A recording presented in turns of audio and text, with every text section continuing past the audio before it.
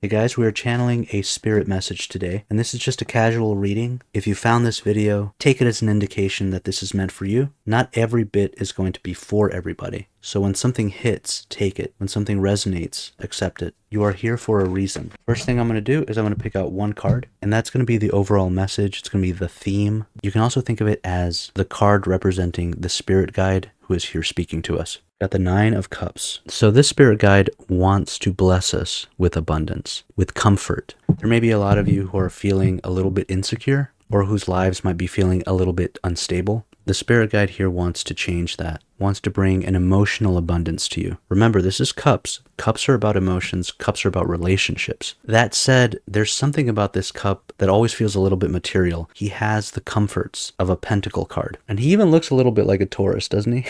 Like he looks solid, unmovable, patient. But the ultimate power of this card is emotional sustenance. All of us need to be nourished spiritually and emotionally from time to time. Consider this a message that what you're seeking in your emotional life, in your relationships, is going to receive a blessing. Okay, so let's see what this spirit guide wants to bless us with. Got a Page of Wands. Well, people think of pages as that part of us that forges a new path, that goes in a new direction. That's why some people associate pages with incoming news, because sometimes when you receive news, it opens up your mind to new possibilities. So you can think of this as shifting directions. Maybe some of you have been stubbornly moving in the wrong direction, and maybe it's time to change that. Remember, this is about cups, so it could be a relationship that we have with somebody. Think of a romantic relationship that just isn't working, and you're struggling to make it work. Maybe this person just isn't right for you. Or maybe think of it as you trying to make that relationship work, but you're going about it the wrong way. If we take it out of the realm of relationships for a moment, you can also think about it like you're trying to make yourself happy, doing something that is wrong for you. Just to give you an obvious example, sometimes people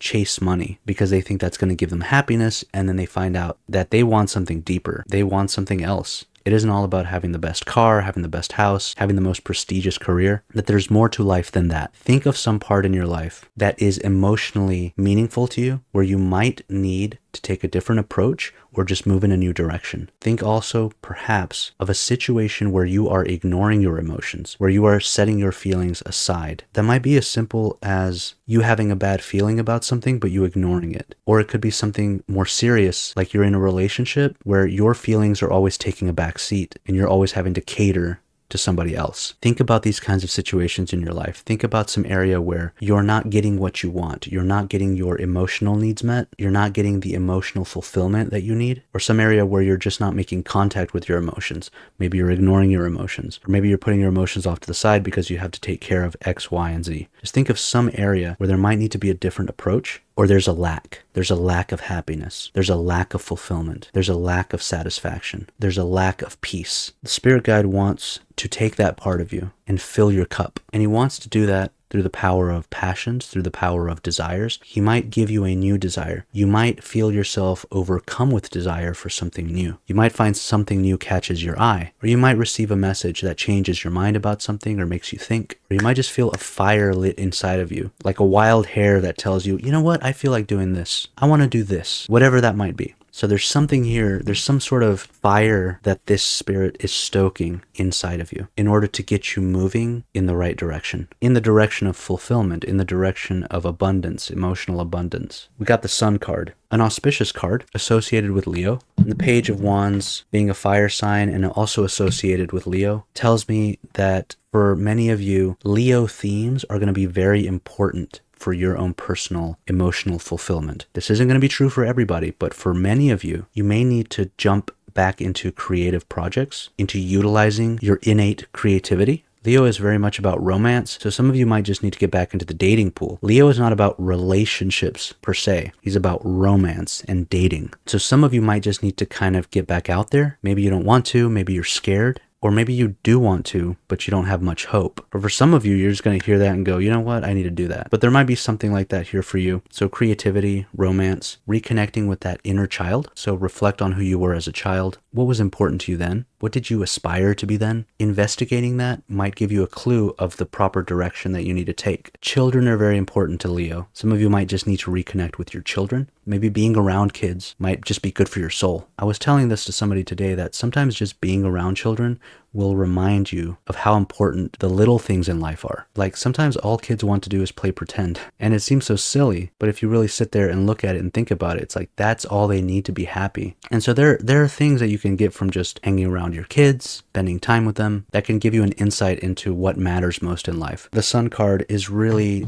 talking more about causing things to grow, causing things to bloom in your life. So you can see how that relates to abundance. The cards here are saying some part of you is not receiving adequate sunlight. You need to shed light on something. Going back to the idea of emotions that you kind of shove off to the side, there might be some part of you emotionally that you've just been ignoring for a really long time. So the Sun card here wants to shine on that part of your life, that part of you that's been neglected, and to get that part growing, get that part feeling healthy. You know, we all start off as children, and somewhere along the way, these little parts of us begin to dominate our time. Having to worry about bills, having to worry about where we're going to work, you know, your car starts messing up, your relationships don't work out the way that you want them to. There are all these things that sort of come to dominate our minds and our time and our attention, and we lose sight of parts of us that are really integral to who we are. And the Sun may be wanting to shed light on that, to bring out the fullness of who we are. Especially with these both being Leo cards, I definitely see this abundance as coming from a greater understanding of who you are and a greater understanding of what you want. Funny, because a lot of people make fun of Leo for always wanting to be the center of attention, but that drive, that impulse, is something that each and every one of us needs. That drive in Leo to be the center of attention is really just an understanding that, hey, I'm here and I don't have to prove myself to be appreciated. I don't have to demonstrate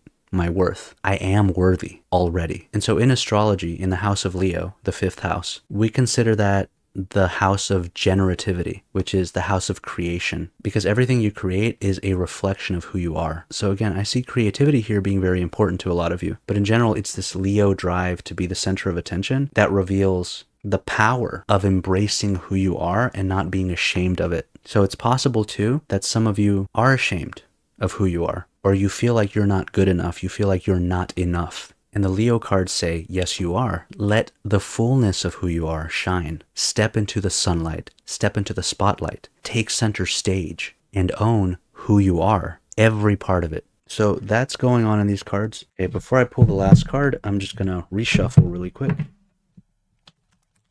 And this will be the last card of the spread. We've got the 9 of Swords. I pulled this card in an earlier spread, so this card is very much on my mind. I want you to notice how dark this card is.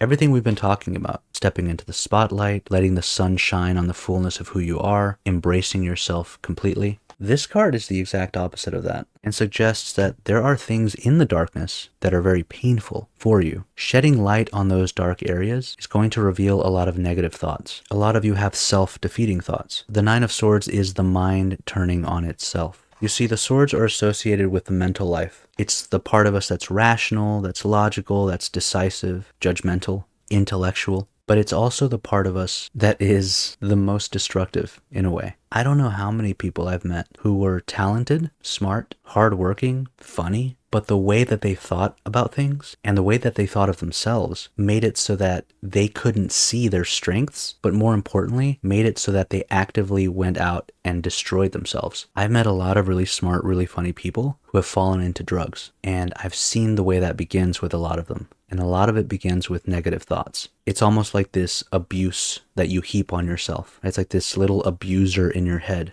that you're living with 24/7. So for a lot of you, that's present. For some of you, it might just be worries, it might be anxieties about the future. I'm definitely seeing anxiety here right now at the moment. A lot of nervous energy, a lot of nervous mental energy. But for most people, anxiety, it's rooted in reality. But again, we have this sun that wants to make things grow. It wants to bring the barren fields to life. But in order to do that, it has to spread its sunlight over it. As long as it remains in darkness, nothing's going to grow. You're going to be left only with your anxiety or with your self-defeating thoughts. So some of those things you might not want to talk about, you might not want to think about, right? You wind up thinking about them anyway in the dead of night when you can't sleep. You've got racing thoughts. These are things that you have to talk to somebody else about, or you have to make them more conscious and think about them more clearly, with more clarity. You got to put some sunlight onto them. They say sunlight's the best disinfectant, right? It's a cliche, but it is true in the realm of thoughts that sometimes thoughts have their most power in the darkness. And once you actually speak certain things aloud, once you actually speak your fears out loud, you hear how ridiculous they sound. And so it can be healing to talk about these things, but you don't even have to do that. You can just write them down, right? Just get some sunlight onto your anxiety, get some sunlight onto your fears, get some sunlight onto that little voice that is nitpicking at everything that you do. Because there is this energy here, this spirit that wants to bring abundance. But it almost looks like your own thoughts are an impediment to that. Because swords are a weapon, right? And look how they look surrounding this guy. It's almost like he's shielding himself from his own success with his negative thoughts. And that's true of a lot of people, that they'll use their doubts as an excuse never to do something. They'll use their doubts and these reasonable arguments to keep themselves from going after what they really want, right? These reasonable things that you hear all the time, like, oh, I don't have the time for that right now. Oh, there's so many other people who are way better at that than me.